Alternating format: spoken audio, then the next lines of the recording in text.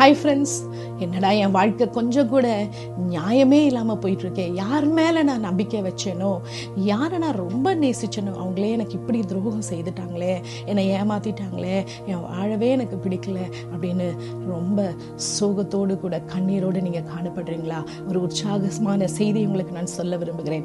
யோசேப்பு என்ற ஒரு வாலிபன் இருந்தான். அவன் தன்னுடைய அண்ணன்களை பார்க்கறதுக்கு அவங்களுக்கு சாப்பாடு கொடுத்து விசாரிக்கிறதுக்கு போனாங்க. ஆனால் அவனை தூக்கி குழியில் போட்டாங்க. குழியில் இருந்தவனை எடுத்து அடிமையாக வைத்தாங்க. அடிமையாக இன்னொரு தேசத்துக்கு போனான். அங்கேயும் செய்யாத தப்புக்காக அவனை தூக்கி சிறையில் அடைச்சாங்க. அவன் குழியில் இருந்தாலும், அவன் சிறையில் அடைக்கப்பட்டாலும், அடிமையாய் அவன் போனாலும் ஒன்றே ஒன்று, அவன் கர்த்தரை நம்புவதை அவன் விட்டுவிடவே இல்லை. பார்க்குறவங்களுக்கு என்ன தெரிஞ்சது, என்னடா இவன் வாழ்க்கையில ஒரு அதுக்கு மேல மேல மேல தோல்வியா இருக்குதேன்னு.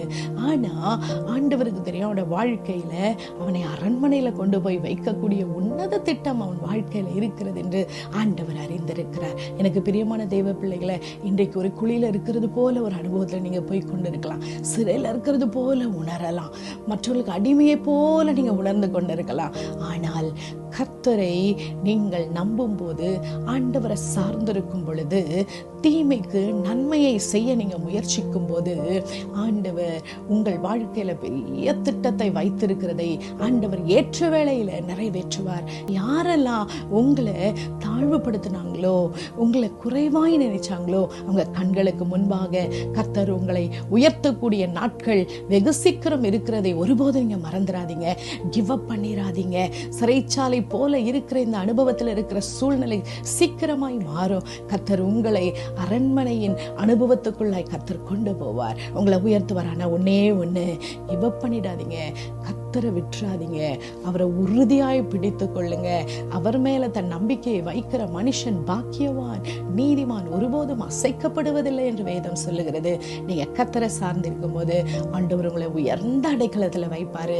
தீமைக்கு தீமை செய்யாம, எப்படி யோசேப்பு தன்னுடைய சகோதரங்கள் தன்னை பார்க்க வந்தபோது அவன் உயர்ந்த ஸ்தானத்துல இருந்தான். ஆனால் அவங்கள பார்த்து சொன்னான், நீங்க என்ன தீமை செய்ய நினைச்சீங்க, ஆனா ஆண்டவர் நன்மையை அவர் செய்வதற்காக அவர் என்ன செய்தார், உங்களை இது செய்யறதுக்கு அனுமதிச்சார்னு எவ்வளோ ஒரு பெருந்தன்மையோட சொன்னா பார்த்தீங்களா?